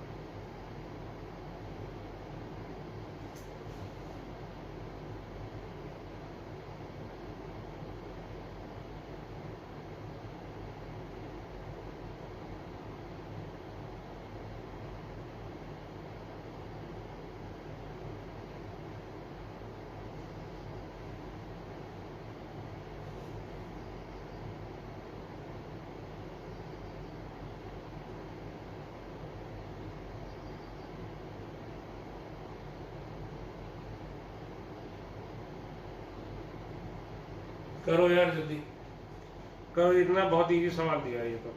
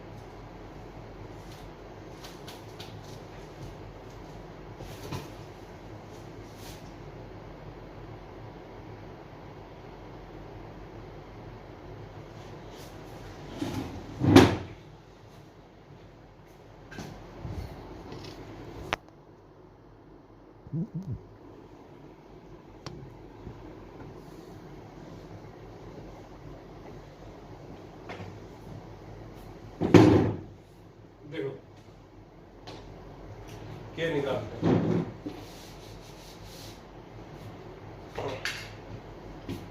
पहली बात, rotation of light R not पहले प्रोपोर्शनल होगी। ये मान लो इसका R1 है, इसका R2 है, ठीक ठीक है। ये इधर घुमा रहा है, ये इधर घुमा रहा है।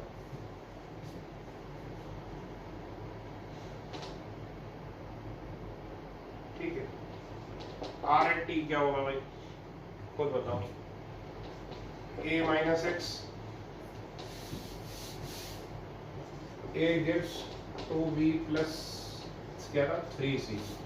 ये तो इनएक्टिव है, तो T इज इक्वल टू 0 पे ये A, ये दोनों 0। T is equal to T पर ये A माइनस एक्स, ये 2x, ये 3x, और T is equal to infinity पे ये 0, ये 2A, ये 3A। तो R एट T क्या हो जाएगा बताओ, ये पहली equation, A minus x into R1 plus ये तो इनएक्टिव है 2x इंटू 0 डिग्री, क्योंकि ये तो इनएक्टिव है ना, प्लस 3x इंटू R2। ये आ गया भाई दूसरी इक्वेशन। अब तीसरी, R इन्फिनिटी सीधे सीधे क्या हो जाएगा 3A इंटू R2, ठीक है भाई, 3A इंटू R2। तो अब देखो इसको पहले तो हम क्या लिख सकते थे, R2 is equal to A minus x R1 plus 3x R2। तो A plus x R2 minus 3R2 minus R1, ये लिख सकते हैं। और तीसरा लिख सकते हैं R infinity is equal to 3A into R2, ठीक। तो 3R2 आ गया, 3R2 कितना है R infinity upon A, R1 आ गया, यहाँ रख दो, पुट इनटू RT कितना हो गया A प्लस एक्स, 3R2 कितना है R infinity upon A minus R1 कितना है R नॉट अपॉन A। आ गया भाई, ठीक। इसमें भी वही कर लो, सिंपल सा जो भाई जो तरीका था, वरना सॉल्व होने में दिक्कत होगी। क्या निकाल लो, R infinity minus R not, ठीक है ना, R infinity minus R not. तो R infinity minus R not क्या होगा 3A R2 minus A R1, यानी A कॉमन ले लो, 3R2 माइनस R1, फिर R इन्फिनिटी माइनस RT कर लो, दिस माइनस दिस, ये क्या हुआ 3A R2 minus A minus X 3R2 minus R1, ये हो गया 3A R2, A नहीं होगा, ये A R1 होगा, मैं बार बार गलत कर देता हूँ, minus A R1 minus X 3R1 minus 3R2 minus R1।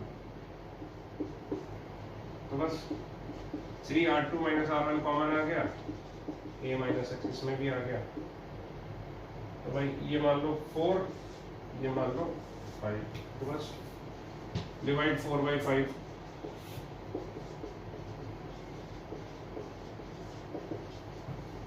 तो R infinity minus R not upon R infinity minus RT कितना आ गया A upon A minus x, और ये जो था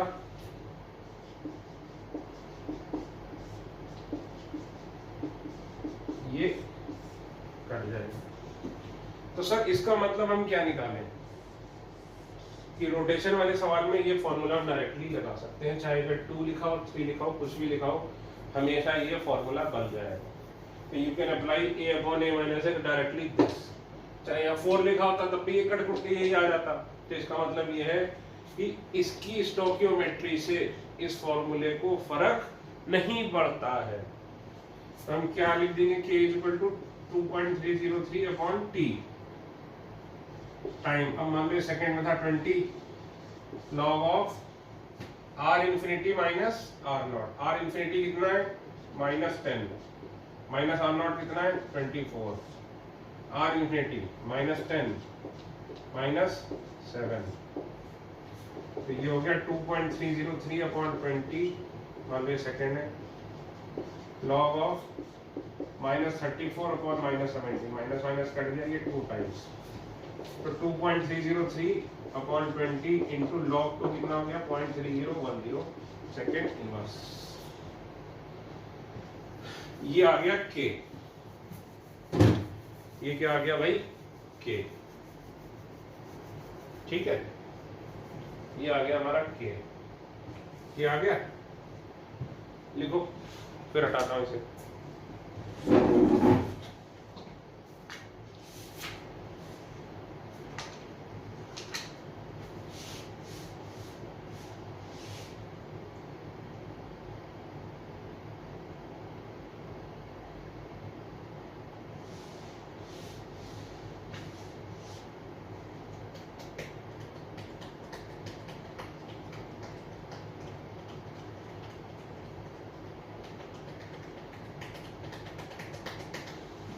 अब ये आ गया हमारा, सॉल्व करके जो भी आए ये आ गया, ठीक। देखा जाए तो ये बेसिकली क्या है, ln2 अपॉन 20 है, ये ln2 है, ठीक है।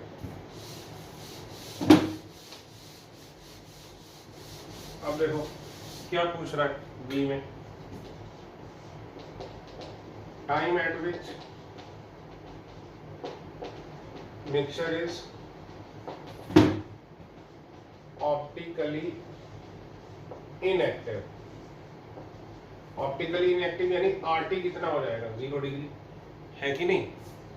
तो अब देखो K इक्वल टू क्या लिखते थे 2.303 अपॉन T लॉग ऑफ क्या लिखोगे R infinity minus R not, R infinity minus RT, यही तो लिखोगे। तो k कितना है देखो ln2 अपॉन 20, ये इसको सीधे ln2 की जगह इसको log 2 लिख देते हैं यहाँ पर, इसको हम क्या लिख देंगे 2.303 log 2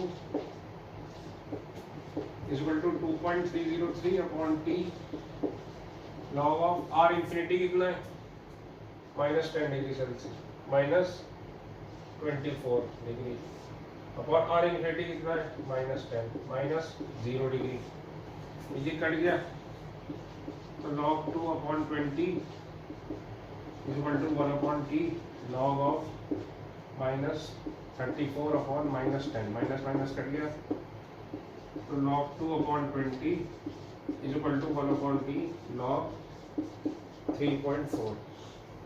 तो log 2 की वैल्यू तो पता ही है आपको 0.3010 होती है, तो इस क्वेश्चन में वो आपको log 3.4 की वैल्यू जरूर देगा, इसकी वैल्यू गिवन होगी सवाल में, तो आप इसको निकाल सकते हैं।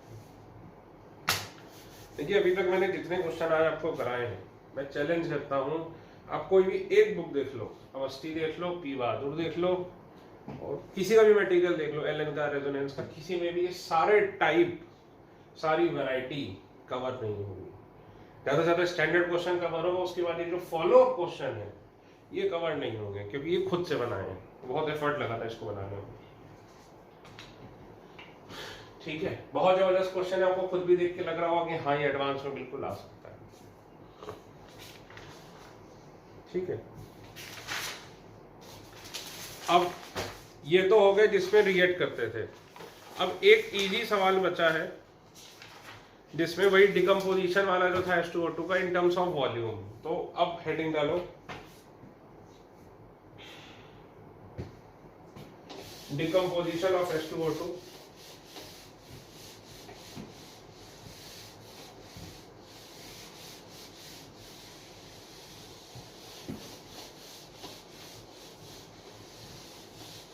in terms of volume of gas produced।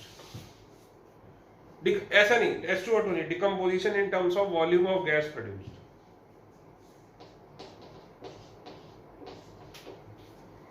जैसे H2O2 ये देखो,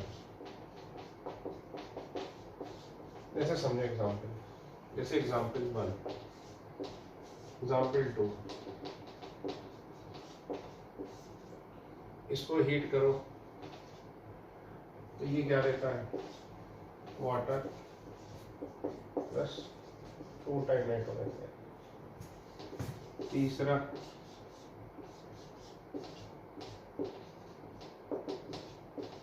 इसको हीट कर दो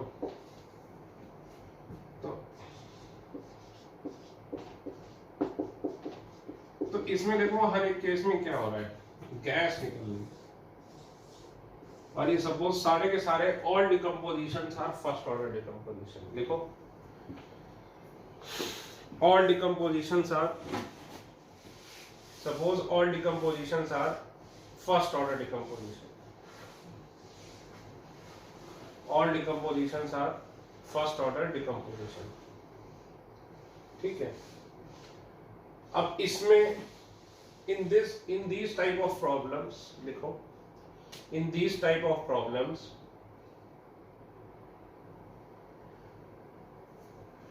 reaction, rate of reaction is being measured with the help of, rate of reaction is being measured with the help of volume of gas produced. Rate of reaction is being measured with the help of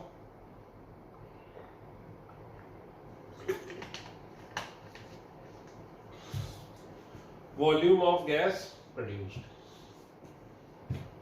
ठीक है, तो तीनों में example कोई भी ले सकते हैं। सपोज में इसका एग्जाम्पल लेता हूं, बड़ा ही आसान है। अब देखो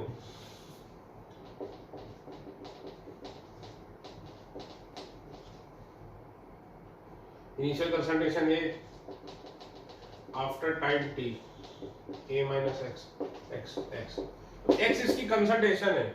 लेकिन सपोज सवाल दिया क्या है, सवाल दिया है फिर से वही बात, time volume of gas produced, और इस केस में गैस कौन सी है, O2।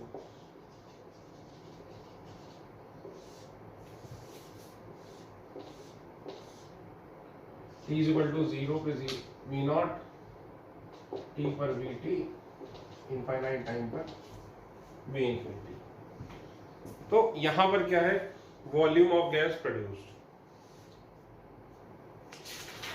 ठीक है, तो अब सिंपल सी बात है कि भाई इनिशियल कंसंट्रेशन, तो यहां तो वॉल्यूम की बात चल रही है, तो इसमें अब सवाल में इससे ये नहीं होगा, क्या बोलते हैं, इसमें वॉल्यूम देखना पड़ेगा। ये देखो पहले ये H2O2 था, भरा हुआ था, ये सिलेंडर पिस्टन है। आफ्टर सम टाइम ये पहले क्या था, fresh H2O2, after some time क्या हुआ, O2 गैस प्रोड्यूस हुई और वॉल्यूम बढ़ गया। ये देखो ये नीचे क्या है, अब नीचे क्या है, H2O2 प्लस वाटर, और ऊपर क्या है,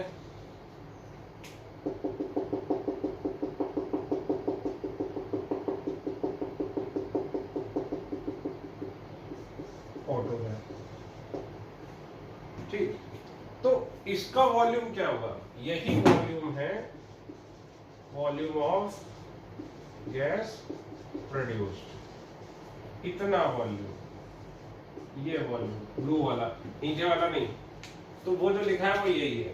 तो अब एक बात बताओ, T इज इक्वल टू 0 पे वॉल्यूम ऑफ गैस क्या होगा, 0 है कि नहीं। अब बताओ, जैसे जैसे एज H2O2 जैसे जैसे टाइम बढ़ेगा वैसे वैसे H2O2 क्या होगा, H2O2 का डिकम्पोजिशन क्या होगा, ज्यादा होगा। वैसे वैसे H2O2 का डिकम्पोजिशन ज्यादा होगा, वैसे वैसे O2 का बढ़ेगा, मोल्स ऑफ O2 बढ़ेंगे, जैसे जैसे मोल्स ऑफ O2 बढ़ेंगे वैसे वैसे वॉल्यूम ऑफ O2 भी बढ़ेगा। ठीक है भाई, तो खुद सोचो, H2O2 का डिकम्पोजिशन जैसे जैसे टाइम बढ़ता जाएगा वॉल्यूम क्या होगा, बढ़ता चला जाएगा। और आपको पता ही है at constant temperature and pressure, volume of O2 will be proportional to क्या होगा, moles of O2, Avogadro law.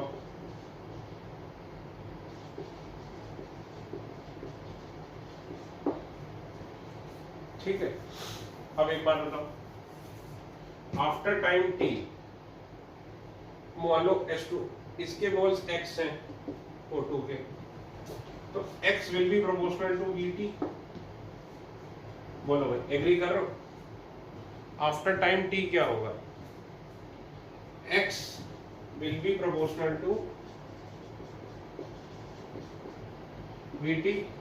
और मान लो आफ्टर इनफाइनाइट टाइम, ये खत्म, ये a, तो आफ्टर इनफाइनाइट टाइम क्या होगा, a बचेगा, मोल्स ऑफ O2। भाई कभी भी आफ्टर टाइम t देखो, मैं ये बोल सकता हूँ, moles of O2 will be proportional to volume of O2। तो बताओ, ये कभी भी बोल सकता हूँ कि नहीं? ये देखो कि moles of O2 proportional to volume of O2। तो बस after time t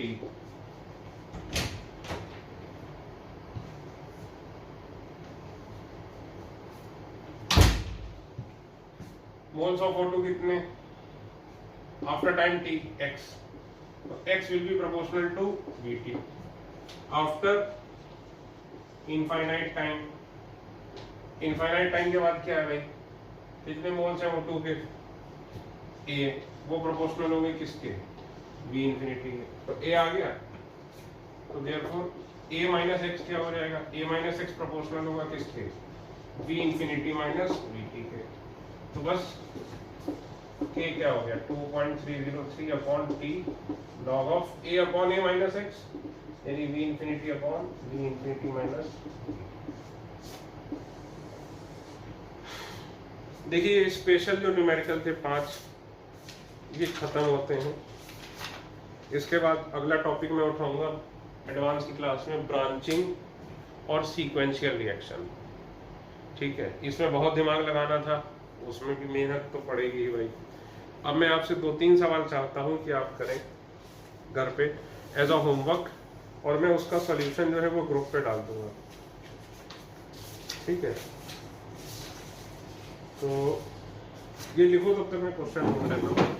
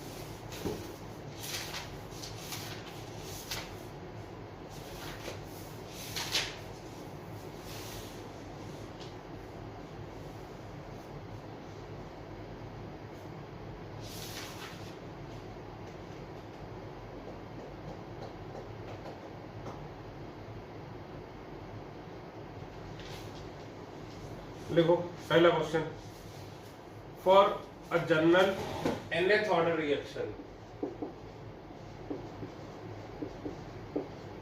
for a general nth order reaction A gives product, initial concentration of reactant is A, initial concentration of reactant is A and rate constant is K.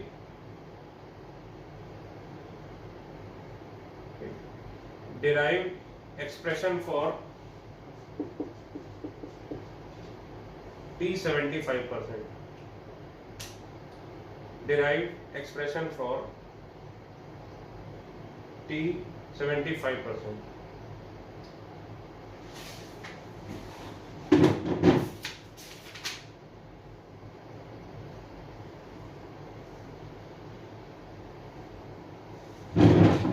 अगला question,